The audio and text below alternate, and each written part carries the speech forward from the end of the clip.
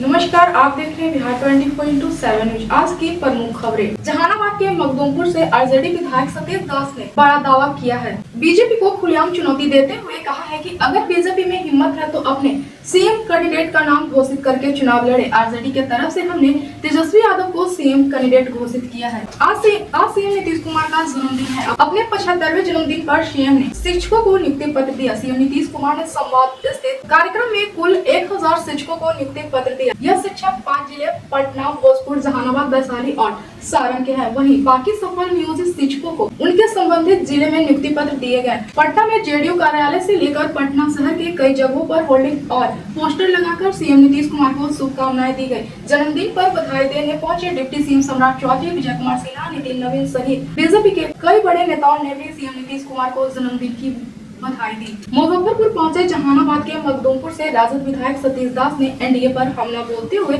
कहा है कि विजय कुमार सिन्हा के विभाग में कटौती और दिलीप जायसवाल को मंत्री पद से हटाने को लेकर राजद ने कहा है कि मंत्रिमंडल का विस्तार के नाम पर उन्हें सच बोलने की सजा दी गई है। वह लगातार सरकार के कामों की पोल खोल रहे थे, जिसकी सजा मिली है। बीजेपी के प्रदेश अध्यक्ष दिलीप जायसवाल ने भूमि सुधार एवं राजस्व विभाग कमियां गिनाई तो उनका पर काट दिया गया। वहीं एसपी सिंगला कंपनी पर डिप्टी सीएम विजय कुमार सिन्हा ने कार्रवाई शुरू की तो उनका भी विभाग छीन लिया गया। पथ निर्माण विभाग वापस लिए जाने से जुड़े सवाल पर भड़के डिप्टी सीएम विजय कुमार सिन्हा ने कहा ठेकेदार और अधिकारियों के विभाग बदलने की औकात नहीं है। भ्रष्टाचार पर जीरो टॉलरेंस की नीति जारी रहेगी। कि इतनी औकात नहीं है कि मंत्री का विभाग बदल दे, और अगर जो इतनी औकात है तो विजय सिन्हा बिन पद के भी सामाजिक सफाई का अभियान, मुख्यमंत्री प्रधानमंत्री जी का भ्रष्टाचार पर जीरो टॉलरेंस पूरी तरह से लागू करेंगे, पद पर रहें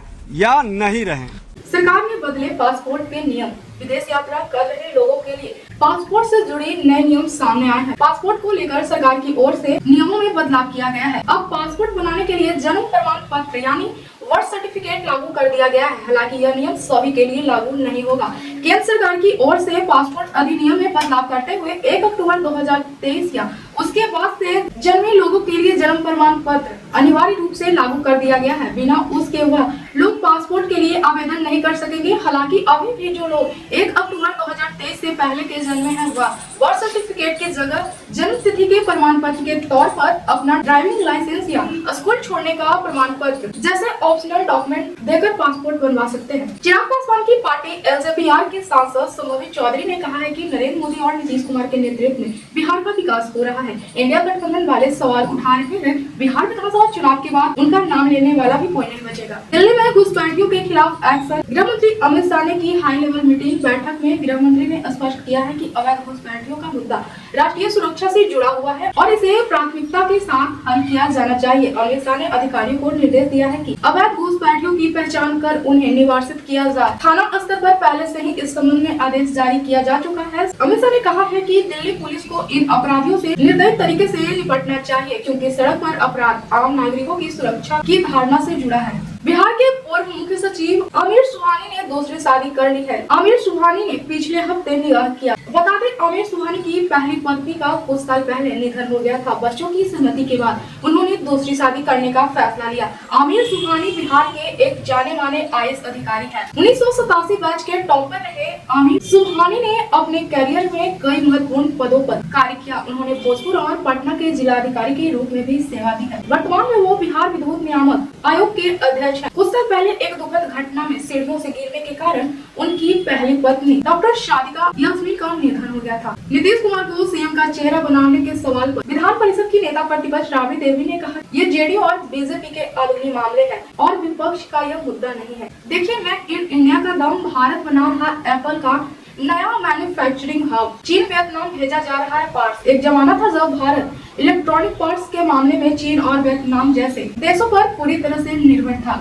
लेकिन अब तस्वीर काफी हद तक बदल गई है। भारत अब इन देशों में इलेक्ट्रॉनिक पार्ट्स भेज रहा है। एप्पल के जो पार्ट्स पहले चीन से आते थे अब भारत से चीन जा रहा है। यह पीएम मोदी के मेक इन इंडिया इनिशिएटिव की सबसे बड़ी उपलब्धि में से एक है भारत ने एप्पल के इलेक्ट्रॉनिक कंपोनेंट्स का एक्सपोर्ट शुरू कर दिया है, जो सीधे चीन और वियतनाम भेजे जा रहे हैं। यह एक बड़ी उपलब्धि है क्योंकि अब तक भारत ज्यादातर ऐसे इंपोर्ट करता था, लेकिन अब हालात बदल रहे हैं और यह मेक इन इंडिया की जबरदस्त सफलता की वजह से संभव हो पाया है। बिहार विधानमंडल के बजट सत्र में राज्यपाल आरिफ मोहम्मद खान ने चुनाव से पहले 12 लाख नौकरियां देने की बात कही है। राज्यपाल आरिफ मोहम्मद खान ने कहा है कि मुख्यमंत्री नीतीश कुमार के नेतृत्व में राज्य की विकास यात्रा को गति देने के लिए केंद्र पूर्ण सहयोग दे रहा है। राज्यपाल ने सरकार की उपलब्धि की चर्चा की। इस दौरान उन्होंने सरकार की ओर से विधानसभा चुनाव से पहले 12 लाख सरकारी नौकरियां मुहैया करवाने की बात की है। सीएम नीतीश कुमार के नेतृत्व पर बीजेपी का कोई कंफ्यूजन नहीं है। बीजेपी के प्रदेश अध्यक्ष दिलीप जायसवाल ने एक टीवी चैनल में बातचीत में कहा था कि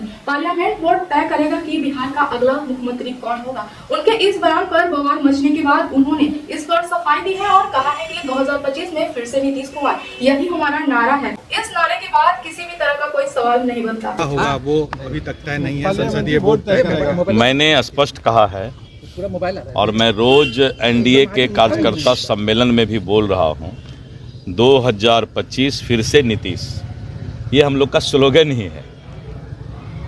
और इस स्लोगन के बाद किसी तरह का कोई इस पर जवाब सवाल बनता ही नहीं। लेकिन थोड़ी देर पहले मैंने कहा कि प्रक्रिया होता है, ये तो हम लोगों ने पहले ही स्लोगन दे दिया है कि 2025 फिर से नीतीश।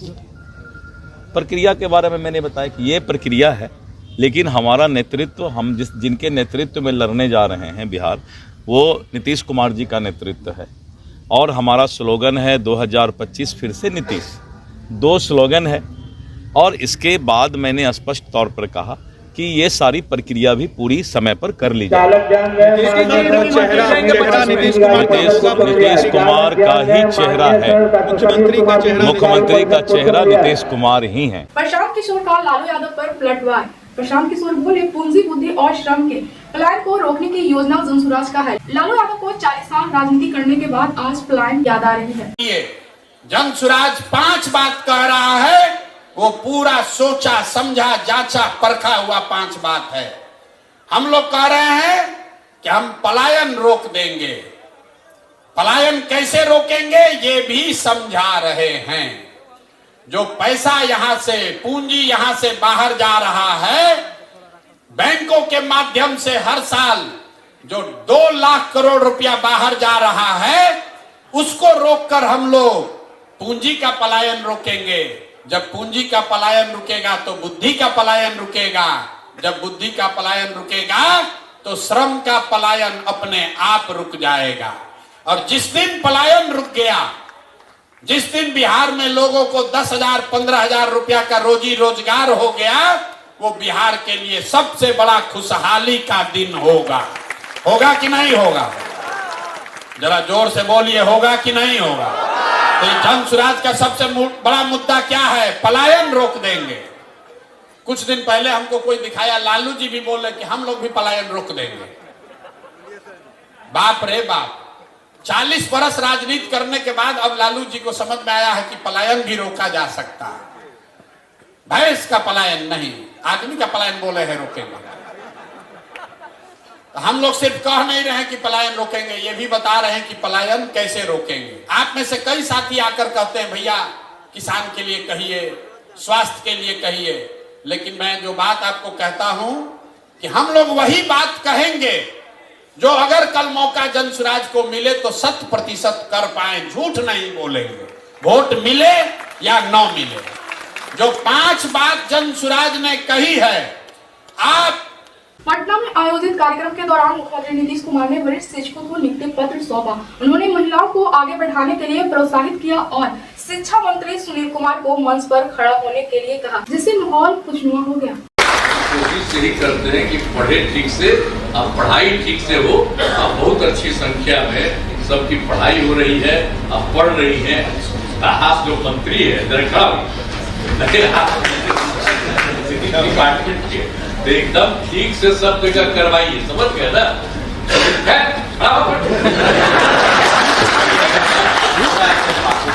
ठीक है, आपको जान के हमें डिपार्टमेंट चाहिए, तो आप एकदम पूरा तौर पर करते हुए सब लोगों को काम करिए। यही सब लोग के साथ मैं आप सबको बधाई देता हूँ और अपनी बात समाप्त करता